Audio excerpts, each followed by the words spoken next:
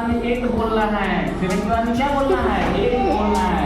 फिर से पढ़ो जोर जोर से, हाँ बोलते जोर जोर से पढ़ो।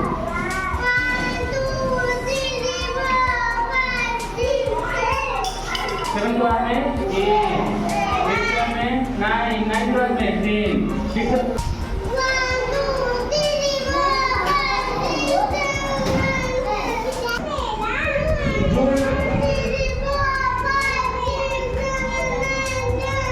1 से फिर से 1 2 3 4 5 6 7 8 9 10। अब तुम जोर जोर से पढ़ेगी। हाँ बोलो, जो अपने से पढ़ो, 1 2 ऐसे करके पढ़ो।